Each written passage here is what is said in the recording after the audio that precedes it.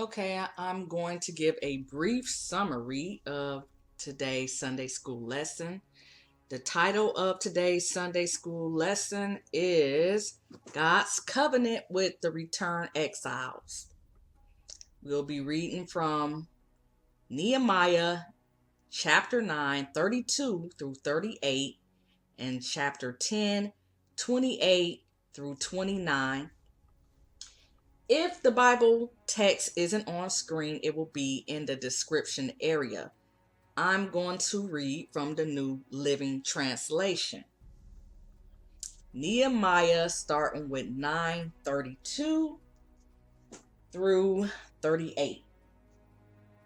And now our God, the great and mighty and awesome God, who keeps his covenant of unfailing love, do not let all the hardships we have suffered seem insignificant to you. Great troubles have come upon us and upon our kings and leaders and priests and prophets and ancestors, all of your people, from the days when the king of Assyria first triumphed over us until now. 33. Every time you punished us, you were being just.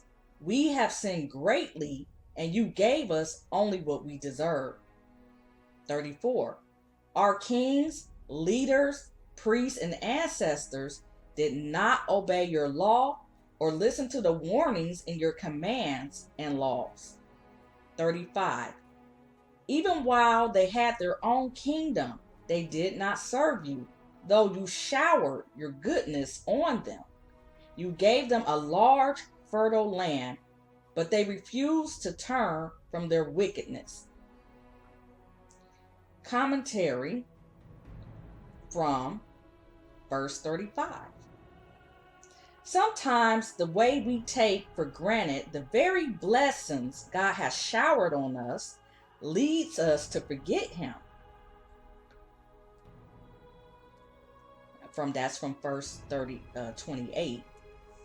We are often tempted only to rely on wealth for security rather than on God who makes it possible. As you see what happened to the Israelites, look at your own life.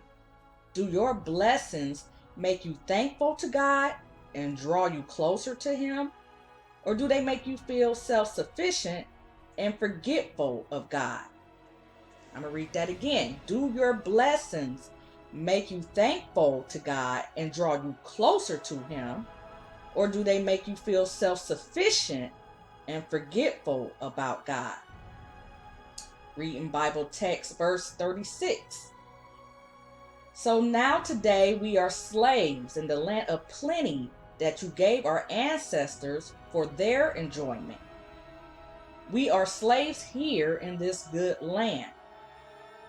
The lush produce of this land piles up in the hands of the kings whom you have set over us because of our sins. They have power over us and our livestock. We serve them at their pleasure, and we are in great misery. The people responded, in view of all this, we are making a solemn promise and putting it in writing. On this sealed document are the names of our leaders and the Levites and priests. Commentary from verse 26. The Israelites were in a strange position of being slaves in their own land, having to turn over a part of their resources each year to a foreign king. How ironic, since God had given the land to them. This was certainly a bitter reminder of the lasting consequences of sin. Commentary from verse 38. This solemn promise between the people and God had 6 provisions. They agreed to 1. Not marry non-Jewish neighbors. 10:30. 2. Observe the Sabbath. 10:31. 3. Observe every seventh year as the Sabbath year. 1031. 4. Pay a temple tax. 1032 and 33. When I say 10, I mean in chapter 10. 5.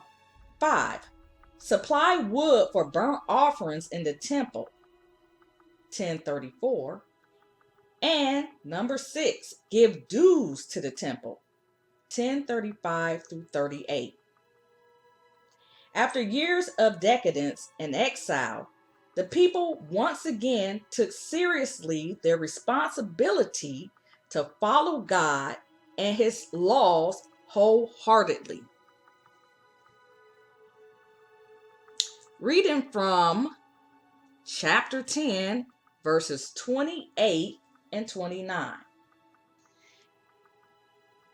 Then the rest of the people, the priests, Levites, gatekeepers, singers, temple servants, and all who had separated themselves from the pagan people of the land in order to obey the law of God, together with their own wives, sons, daughters, and all who were old enough to understand, joined their leaders and bound themselves with an oath. They swore a curse on themselves if they failed to obey the law of God as issued by his servant Moses. They solemnly promised to carefully follow all the commands, regulations, and decrees of the Lord our God. All right, reading commentary from verse 28. The wall was completed, and the covenant God had made with his people in the days of Moses was restored. That's from Deuteronomy 8. This promise had principles that are important for us today. Our relationship with God must go far beyond church attendance and regular devotions. It should affect our relationships, our time, and our material resources. When you choose to follow God, you promise to serve him in this way. The Israelites have fallen away from their original commitment. We must keep our promise to God in times of adversity or prosperity. Again, we must keep our promise to God in times of adversity or prosperity. The key text is, "Thou art just in all that is brought upon us, for thou hast done right, but we have done wickedly." Nehemiah 9:33. That concludes this brief summary of the Sunday school lesson for October 29th, 2017. Don't forget to comment, rate, and subscribe.